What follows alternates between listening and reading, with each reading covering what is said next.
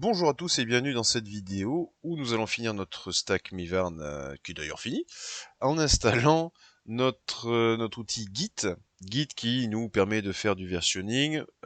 C'est important aujourd'hui, on ne peut plus, enfin on ne peut plus. C'est entre guillemets pas bien de le faire sans Git. On fait du versionning déjà en local et puis après on peut avoir un dépôt distant avec GitHub, etc., etc. Ne serait-ce déjà que pour garder une trace de notre travail. Après les partages, c'est encore autre chose. Normalement, par défaut, vous l'avez Git, hein, mais si s'il n'y a pas la commande, eh bien, c'est pas des masses compliquées. Sudo apt install Git. Il va ramener le paquet, il va l'installer, il va se dépêcher, les gentils. Voilà. Et désormais, on a donc notre Git. Si je fais Git-version, ça y est, c'est bon. On a notre guide d'installer. Bon, bah jusque là, après, il n'y a plus tellement de complexité là-dessus. Chaque fois qu'on va initialiser un projet, il faudra se faire un git init, et après, c'est tout bon. Normalement, vous devez quand même un petit peu savoir comment on initialise, pardon, un git. Maintenant, si on travaille avec un dépôt distant, en local comme ça, Git il supporte très très mal, voire même plus du tout, le fait de pouvoir faire des push, donc envoyer de notre local à notre distant, de faire des push en login et mot de passe, tel qu'on le ferait si on se connecte avec notre compte GitHub. Et pour ça, donc, l'autre solution, pardon, c'est d'utiliser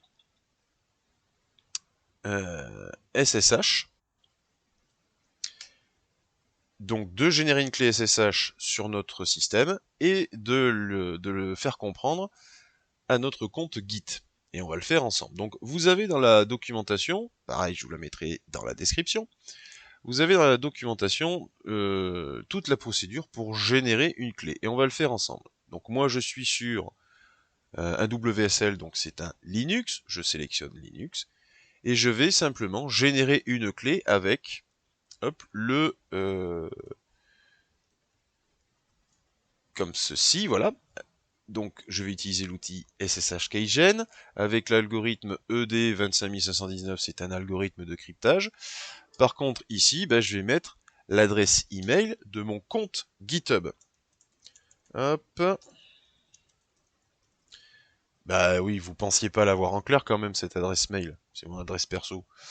Donc celle-là, elle est générée. Il va me demander où est-ce que je veux stocker cette clé, pardon. Et on va le voir un petit peu comment ça marche au niveau des fichiers. Pour l'instant, le chemin me plaît très bien. Et maintenant, il me faut une passe-phrase, un mot de passe attaché à cette clé qui fait que plus tard, je pourrai l'utiliser. Et si on me demande, c'est toi qui l'as généré cette clé? On va me demander ce mot de passe. Donc, je vais écrire le mot de passe. Hop. Je le réécris. Évidemment, ça se voit pas à l'écran, hein, c'est normal, c'est un mot de passe. Voilà. Ma clé a été générée. Elle a été rattachée à mon compte. Et maintenant, je vais pouvoir l'utiliser. Mais avant de pouvoir l'utiliser, il faut que je le fasse comprendre à mon agent SSH. L'agent SSH dans Linux, c'est un petit peu le gestionnaire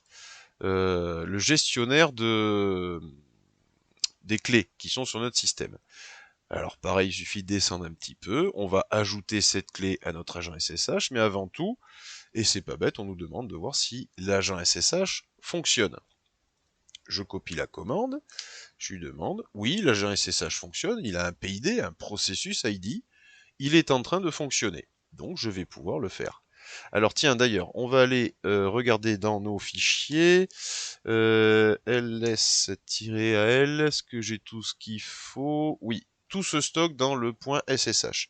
cd.ssh, et on va regarder ce que ça nous a généré. Donc ça a généré un fichier de clé qui lui est privé et une clé publique. SSH, ça fonctionne avec un couple clé privée, clé publique. On n'est pas en crypto, donc on ne va pas s'occuper de cette partie.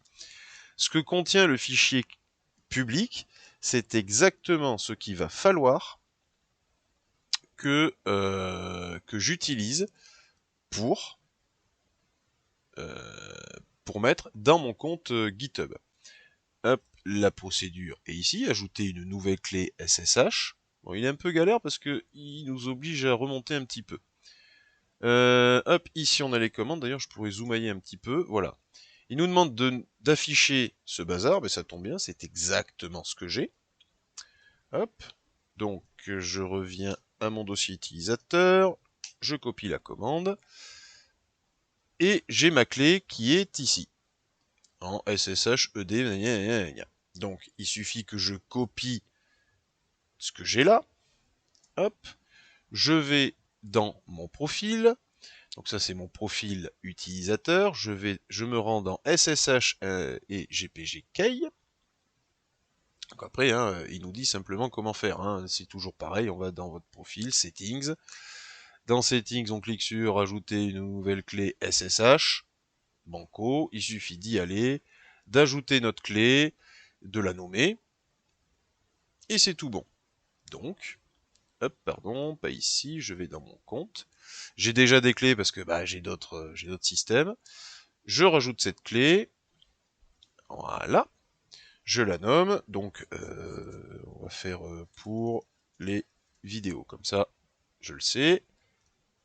J'ajoute ma clé.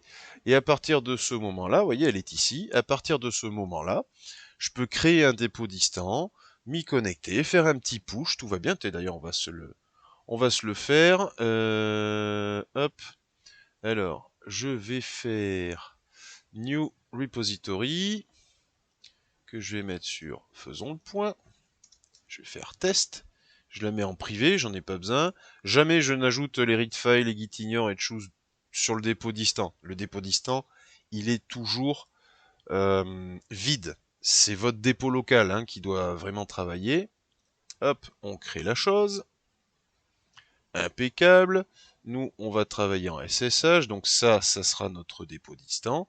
La procédure est assez simple, hein, il suffit de la suivre. Donc on va faire la même chose. Hop, je nettoie ici. J'ai dit que je nettoyais, voilà. Je me fais un dossier git test. Hop, et je fais un git init. Très bien. Donc là, il nous a mis en place notre git id, notre git init. Si je regarde, j'ai désormais mon dossier .git, puisque c'est là dans le dépôt local que tout se met, tout le système de, tout notre système de comment dire, je vais y arriver encore une fois, notre versionning, voilà. Donc on va suivre leur procédure. Donc ils nous font créer un petit fichier readme, pas de problème, on va le créer. Ok. Tiens d'ailleurs, moi je vais mettre ça ici et je vais mettre ça ici. Voilà, ça sera plus simple. Donc ça c'est bon, on a notre dossier. Je vais donc mettre en stacher le fichier readme, parce que si je regarde dans git status, il me dit qu'il y a un fichier qui n'a pas été mis. Donc git add, hop, le readme, impeccable. Je fais mon commit. Alors hop, je nettoie. Voilà. Git commit -m, ben c'est le first commit. Ok. Alors, il me dit, ouais, attention, c'est gentil, mais là, il faudrait que tu me dises qui tu es. Alors, il suffit simplement de se faire... je le fais jamais en global, je le fais toujours comme ça, c'est bon, c'est une habitude. Je définis simplement le nom. Donc là, je vais faire un git config user.name Florian. Ok. C'est le nom qui sera rattaché au commit sur votre dépôt distant. Mais c'est aussi celui qui est qu'on voit facilement sur le dépôt local. Ok, donc je vais quand même regarder. Hop. Là, on m'a dit, ok, voilà, il y a un commit qui a été fait avec notre dossier, tout est bon. Enfin, il a été staché, il n'est pas encore commité, donc je vais relancer mon commit, pardon. Hop. Voilà. Il me dit qu'il a inséré le fichier readme. Si je regarde, je n'ai plus rien à commiter. Impeccable. Maintenant, je veux rajouter mon dépôt distant. Bon, je suis désolé, je vais pas faire du main, machin, Master, ça marche très bien. On va pas rentrer dans ces détails-là. C'est pas qu'on s'en fiche, mais ça n'a aucun intérêt. Bon, là par défaut, j'ai Master. On va pas se prendre la tête. Je rajoute en SSH mon dépôt distant. Voilà, il a été mis en place. Donc si je regarde git remote-v, j'ai deux dépôts distants. Un pour le fetch, un pour le push. Le fetch, c'est pas bien important. Le push, c'est là-dessus qu'on va placer. Et puis, en fait, ici, il suffit de faire un push origin master. Je push sur le dépôt origine, c'est un petit peu le pseudo de ce dépôt. Et ensuite, je précise la branche. Oui, git crétin. Git push origin master. Ok, donc là, on va me parler de ma fameuse clé SSH. Donc, je dis, ouais, c'est bon, vas-y, connecte-toi.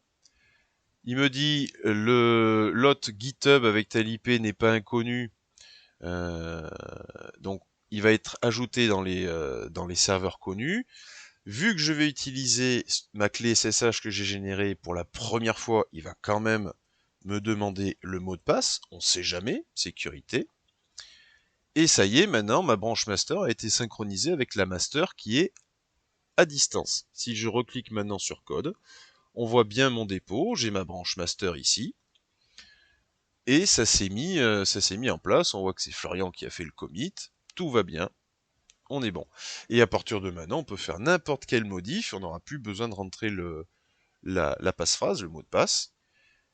Et vous avez connecté donc votre compte Git avec votre environnement, votre compte GitHub, pardon, avec votre environnement Git sur votre environnement de travail. Bien voilà, je pense que notre stack JS, elle est complète. Vous allez pouvoir travailler sur les différents frameworks. On en remettra d'autres, on remettra d'autres outils. Mais là déjà, vous avez de quoi travailler avec 3 frameworks front, un back, 2 types de bases de données, et vous pouvez faire du dépôt Git, qui soit en local ou à distance avec GitHub. GitLab c'est pareil, Bitbucket c'est pareil. Et là, pour le coup, je pense qu'on n'est pas si mal que ça. Et on va pouvoir avancer sur les autres playlists. Toujours pareil, si vous avez des remarques ou vous voulez qu'on rajoute 2-3 infos, vous nous le dites, on fait des petites vidéos bonus. Et comme ça, on complète notre stack.